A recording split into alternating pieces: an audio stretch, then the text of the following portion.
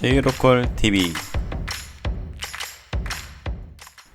오늘의 하이라이트 댓글: 겸손한 미덕은 다른 나라에 통하지 않는다. 오히려 깔보기 전에 밟아놔야지. 확인해보자 부분. 야당 인사조차 우위? 독도 실효적 지배한 적 없어. 에다노의 발언. 오늘은 게스트분이 뉴스를 전해드릴게요. 부천에 사는 일반인 조씨입니다.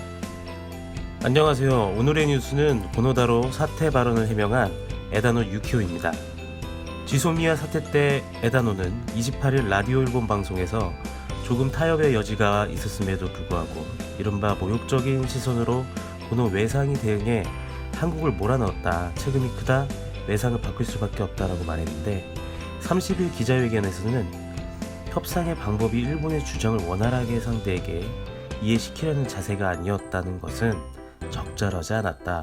사퇴를 요구하지 않았다. 라고 산케이 신문이 8월 31일 보도했습니다. 에다노는 이펀 민주당 대표로 야당 쪽 인사입니다. 조씨 수고하셨고요. 이제 일본 현지 댓글을 살펴볼까요? 이거 재밌네. 의연한 태도로 국익을 위해 싸운다는 말한 것처럼 교과서대로 할 수 없다는 거 아닐까? 외교를 모른다면 아무 말 하지 않는 게 좋지. 역시 내가 그만두는 것이 좋아. 불쾌감을 나타내는 일도 때로는 중요하다. 에다노의 그 생각이 한국을 여기까지 성장시킨 거지. 고노 장관은 문제 없음. 상대를 감정적으로 거스르는 것은 지나친 거 아닌가? 불필요한 일을 과장하고 있는 것이 아니냐? 이건 지금 에다노잖아. 여기서 상대를 감정적으로 거스르는 것은 지나친 거 아닌가? 불필요한 일을 과장하고 있는 것은 아니냐? 이건 에다노가 기자회견에서 한 말입니다. 오히려 당신이 그만 보고 싶어. 쓸데없는 말 한 건 너잖아. 상대를 감정적으로 거스르는 것은 지나친 거 아닌가? 불필요한 일을 과장하고 있는 것은 아닌가? 지금 같은 생각이 한국의 성장, 착각시킨 결과라고 왜 모르는 거지? 고노다로의 행동은 대부분의 일본인이 지지하고 있다고 생각합니다만, 말할 때는 상대방을 거스르는 것이라도 말해야 한다. 국익에 걸리는 문제라면 더욱 그렇지. 이런 것도 모르는 사람에게 세금을 주는 걸 원하지 않아. 이제 와서 무엇을 얼버무려도 반일 한국을 미화한 본심입니다. 상대를 감정적으로 거스르는 것은 지나친 거 아닌가? 불필요한 일을 과장하고 있는 것은 아닌가? 필요한 것을 말하고 있을 뿐 잘못한 사람이 도리어 화를 내고 잘못한 사람을 혼내지 못하는 상황을 비판하는 것은 이상하다고 생각하지 않는 건가? 전혀 해명이 안 되고 해명할 정도라면 말하지 않는 게 좋잖아. 야당이라고 하지만 이리저리 권력에 붙는 정치가. 지금 국내에서 평판이 좋은 고노 외상의 경우 합리적 이유 없이 폄하하면 어떤 반응이 나올지 정도 계산할 수 있을 텐데. 어쨌든 우리가 체면을 세우기 위한 행동이 지금의 상황의 요인.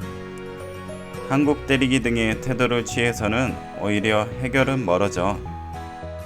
하지만 겸손한 미덕은 다른 나라에는 통하지 않는다. 오히려 깔보기 전에 밟아놔야지. 고노다로 외무 대신이 합리적인 이유 없이 폄하를 하지 않는다니. 남간표 주일 한국 대사에게 한 무례한 행동은 무엇인가요? 8월 21일 캐논, 니콘이라며 한국 기자를 놀린 건 무엇인가요? 확인해보자 시간입니다.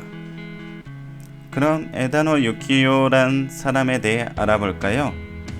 앞서 말한 대로 이펀 민주당의 대표이고요. 일본에는 민주당이 2개 있는데 이펀 민주당, 국민민주당입니다.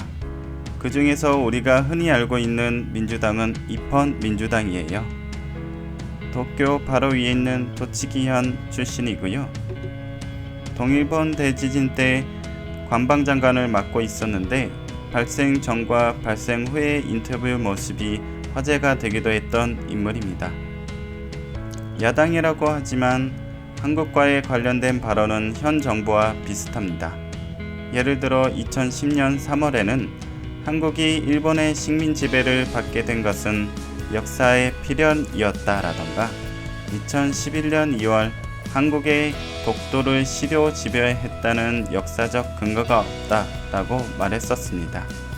하지만 코노다로의 한국에 대한 고압적인 자세를 지적하면서 호감이 생겼었는데 비판이 일어나자마자 2일 만에 해명, 이른바 사과 기자회견을 했네요.